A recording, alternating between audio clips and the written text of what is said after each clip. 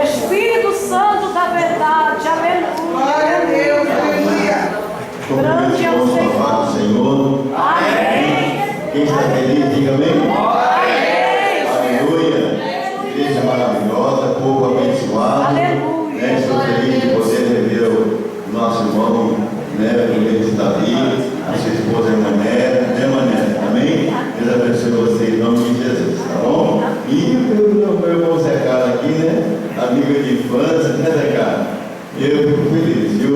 Fico muito feliz de ver você aqui na igreja. Sua mãe orou muito por você, pediu muita oração por você na igreja. Eu lembro, Uma Maria de Cristo pediu muita oração por irmão Zé Carlos na igreja. E Deus ouviu, Zé Carlos? Aleluia. Amém, Deus ouviu.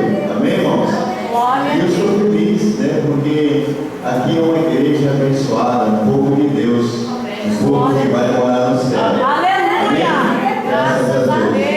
Quando o nosso irmão nos fez o convite, eu falei com a minha esposa se ela podia estar aqui, mas ela tem a aula, ela é professora, e ela não pôde estar com os irmãos, mas ela pediu para notificar, viu, Mané?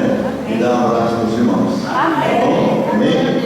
Eu sou feliz porque Jesus está aqui. Graças a Deus. Aleluia. E se Ele está aqui, irmãos, nós não temos motivo de tristeza, nós temos motivo de estar alegre. Amém? Amém, irmã Carmen, irmã Carmen? Deus abençoe você, tá bom?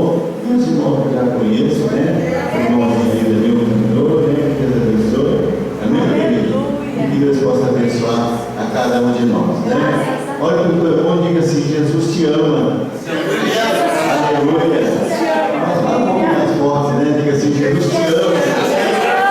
Aleluia. Oh, glória. Aleluia.